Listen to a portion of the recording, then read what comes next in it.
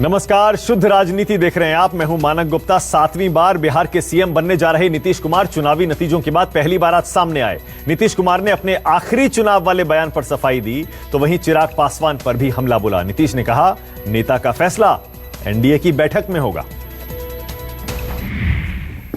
तो बिहार की जनता का निर्णय है। लोगों ने जो उनके हाथ में ताकत थी, जनता मालिक है और जनता का निर्णय हो गया। पुनः एनडीए को बहुमत प्राप्त हुआ है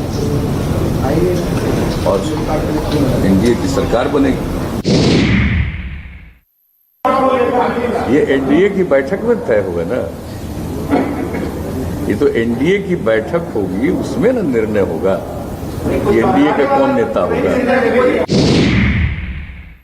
कुल हम लोग तो अपना अभियान चलाते हैं और पूरे एनडीए के लिए अभियान चलाते हैं, लेकिन अगर कोई किसी के द्वारा सिर्फ उसके यहाँ कोई कैंडिडेट नहीं है, लेकिन खोज करके खास तौर पर जहाँ मुख्यतः हम लोगों के क्षेत्र थे वहाँ पर ऐसे लोगों को खड़ा करके वोट को काटा गया है, तो ये तो दिख रहा है। हम पर चाहे कोई कुछ भी बोले या कुछ भी करे, लेकिन हम लोगों की तरफ से तो कोई इसमें कोई भूमिका है ही नहीं। हम लोगों की इसमें कोई भूमिका नहीं है, लेकिन जानबूझ करके हम लोगों के ऊपर प्रहार अगर कोई कहीं से किया गया है तो ये तो वही लोग जानते हैं। और इसके बारे में पूरे तौर पर आकलन करना और क्या करना चाहिए इसका निर्णय लेना, ये तो बिल्कुल बीजेपी का काम है। वो बीजेपी का करना काम है। हम लोग तो एलआई हैं, एक साथ हैं। जितना दिन से भी बिहार के लोगों ने हम लोगों को काम करने का मौका दिया, तो उस बीच में जो कुछ भी करते रहे हैं, आप सब लोग जानते हैं कि हमारा कोई व्यक्तिगत स्वार्थ नहीं है। हम लोगों ने काम किया है पूरे बिहार के लिए और मान लीजिए कि हर गांव को फायदा, समाज के हर तबके को फायदा, किसी भी चीज में, चाहे सड़क का मामला हो, चाहे बिजली का मामला हो, किसी भी चीज का मामला हो, हर चीज में जो इस राज्य में किया गया है, तो उसके बारे में तो हम लोग हमेशा बोलते ही रहे और बताते ही रहे। आप सब लोग जानते हैं। जब तक हम काम किए हैं या जब तक काम करेंगे, हम सब के लिए काम करेंगे। हमारे मन में किसी भी प्रकार का लोगों के साथ मतभेद नहीं। और जो आपने कहा क्राइम, करप्शन, कम्युनलिज्म, इसको किसी भी तरह से हम लोग बर्दाश्त नहीं कर सकते। उसके लिए जो काम करते हैं वो करते रहे। एक कंफ्यूजन करने में बहुत लोगों को सफलता मिली, कंफ्यूजन करने में सफलता मिली। अब आप देख लीजिए कि जब आ रहा था रिपोर्ट, मैंने जिस दिन हो गया मतदान का आखिरी दिन 7 तारीख, और 7 तारीख के शाम के बाद से जो रिपोर्ट्स आती है, तो उसके बाद जब एग्जिट पोल या किसी तरह का जो रिपोर्ट आने लगा, तो आप जरा देख रहे थे कि लोगों का क्या था।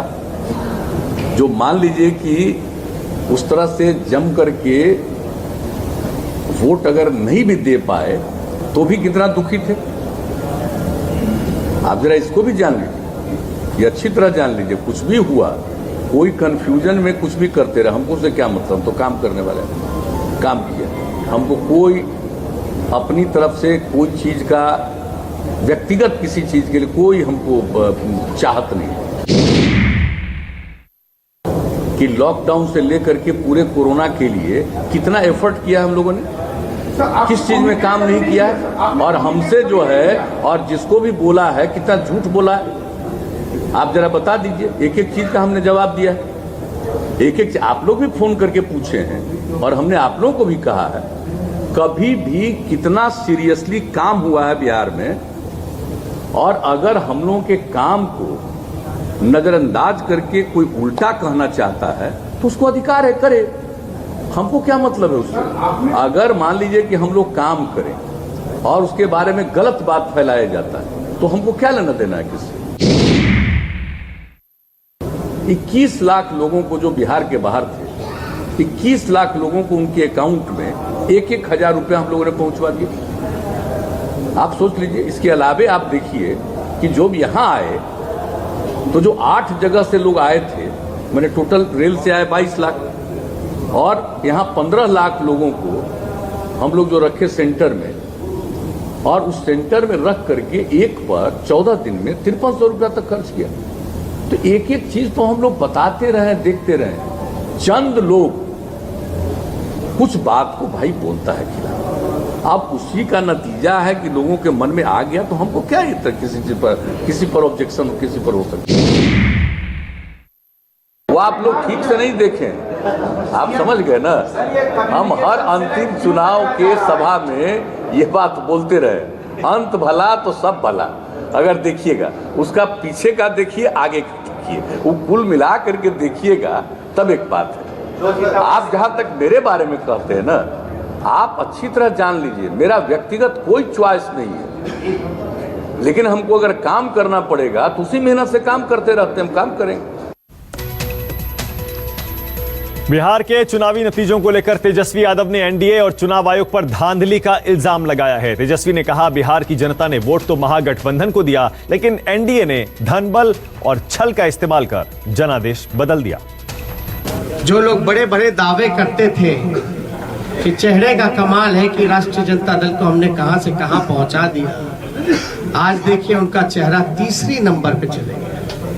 अगर थोड़ी सी भी अंतरात्मा नैतिकता नीतीश कुमार जी में बची होगी, उनको जनता के इस फैसले का सम्मान करते हुए कुर्सी से हट जाना चाहिए।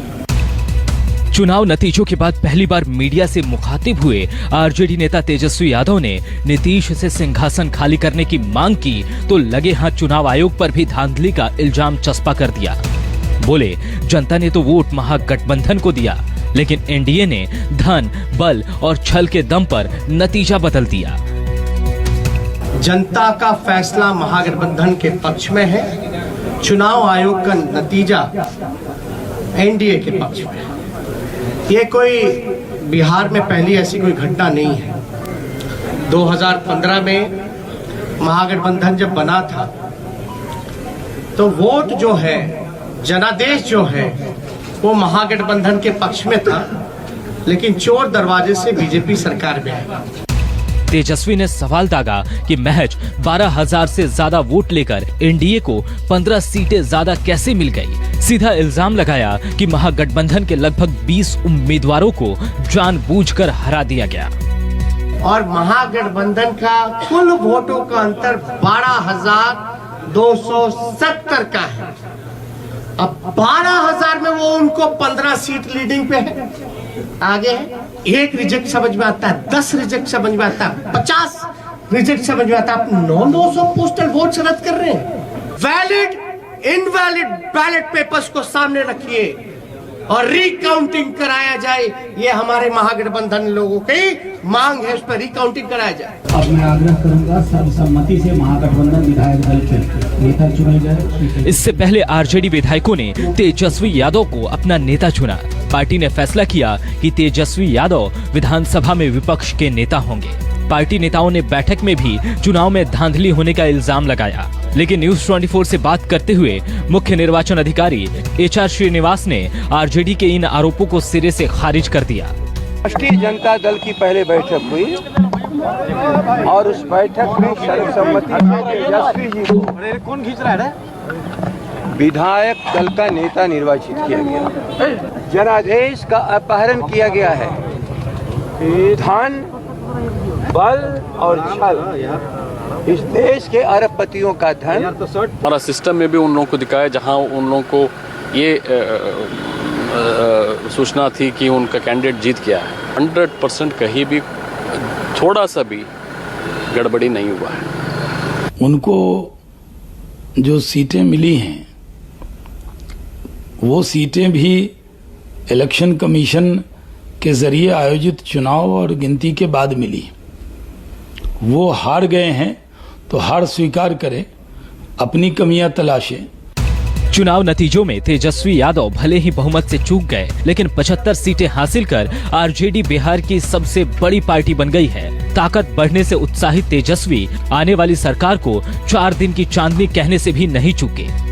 सरकार में अगर जो लोग छल कपट धन बल के कारण जो लोग बैठ रहे हैं, उनसे हम कहना चाहते हैं कि 4 दिन की ही चांदनी है, लेकिन अगर 19 लाख रोजगार, समान काम वेतन नियोजित शिक्षकों को, स्वयं सहायता समूह को अगर मानदेय, शिक्षा चिकित्सा अगर नहीं सुधरी जनवरी तक के महीने पर, तो हम महागठबंधन के लोग बड़ा आंदोलन करने का काम करेंगे।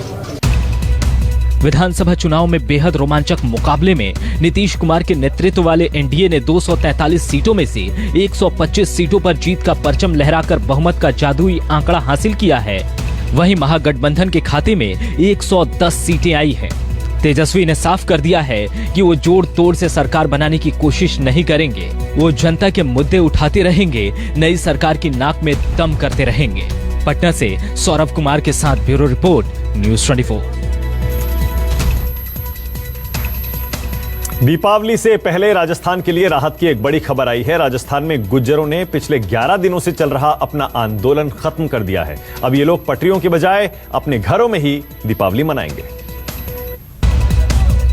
दिल्ली मुंबई रेल मार्ग की पटरियों से हटाए जा रहे ये तंबू उस आंदोलन के खत्म होने की गवाही दे रहे हैं जिसने राजस्थान की जनता को पूरे 11 दिनों तक परेशान किया। रेल यात्रियों के लिए भी मुसीबत का सबब बनी रही। बुधवार को 6 सूत्री मांग पर सरकार से लिखित आश्वासन के बाद गुर्जरों ने आरक्षण को लेकर अपना आंदोलन वापस ले लिया।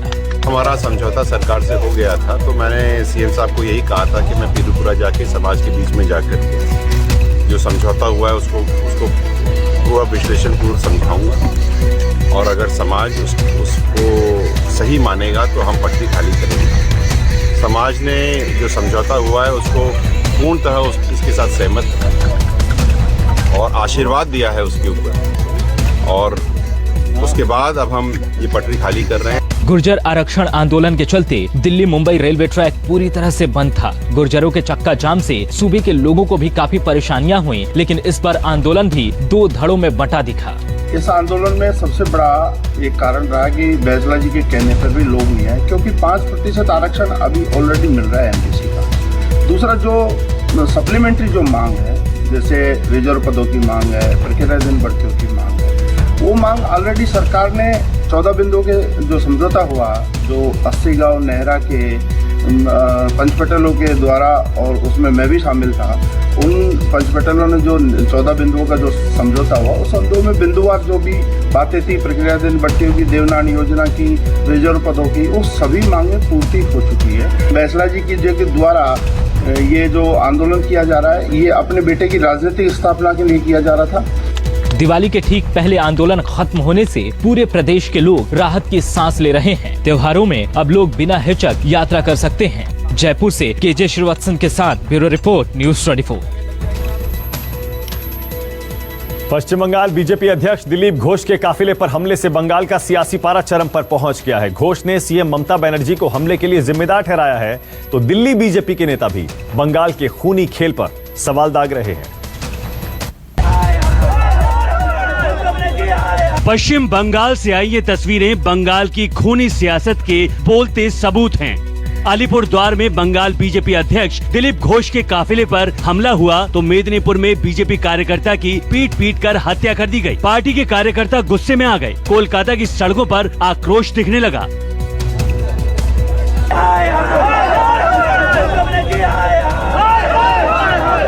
दिलीप घोष का काफिला अलीपुरद्वार जिले से गुजर रहा था, तभी कुछ लोगों ने उन्हें काले झंडे दिखाए और फिर ताबड़तोड़ पत्थर फेंकने लगे। हालांकि इस हमले में किसी को चोट तो नहीं आई, लेकिन गाड़ियों के शीशे टूट गए। मेरे ऊपर हमला कोई नई बात नहीं है, 50 बार हो चुका है, और जितना हमला हुआ उतना बीजेपी बढ़ा। आज हमारे कार्यकर्ताओं के अंदर जो जोश है, हिम्मत है, तो हमला झेल के हम आगे बढ़े हैं। 18 एमपी जिताए हैं। हमने स्लोगन दिया था 19 में हाफ और 21 में साफ। लोगों ने हाफ किया है और 21 में साफ करना है टीएमसी को। बिहार के परिणाम की गूंज ममता बनर्जी जी के बौखलाहट का कारण बन रही है। बुधवार को पूर्वी मेदिनीपुर जिले में भी बीजेपी के कार्यकर्ता की हत्या हो गई। बीजेपी गोकुल जना नाम के इस कार्यकर्ता की हत्या का आरोप तृणमूल कांग्रेस पर लगा रही है।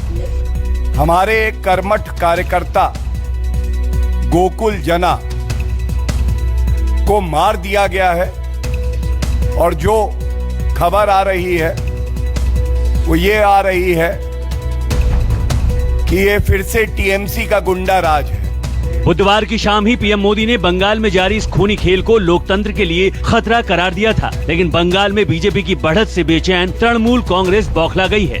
देश के कुछ हिस्सों में उनको लगता है कि भारतीय जनता पार्टी के कार्यकर्ताओं को मौत के घाट उतार करके वे अपने मंसूबे पूरे कर लेंगे। बिहार के बाद बंगाल भी आएगा, क्योंकि मोदी जी की जन कल्याणकारी नीतियों के कारण जो जन जन तक लाभ पहुंचा है, जो गरीब की मदद हुई है, जो राहत मिली है और गरीब को आगे बढ़ने का अवसर मिला है, उसके कारण बंगाल की जनता भी नरेंद्र मोदी जी के साथ खड़ी होगी। पिछले लोकसभा चुनाव में पश्चिम बंगाल की 42 में से 18 सीट जीतने वाली बीजेपी अब बंगाल में बीजेपी की सरकार बनाने को बेताब है और मुख्यमंत्री ममता बनर्जी बीजेपी के इस उत्साह से बेचैन हो उठी हैं। दिल्ली से मनीष कुमार के साथ अमरदेव पासवान, कोलकाता, न्यूज 24। यहाँ एक छोटे से ब्रेक के लिए रुकेंगे, खबरें और भी देखते रहिए न्यूज 24।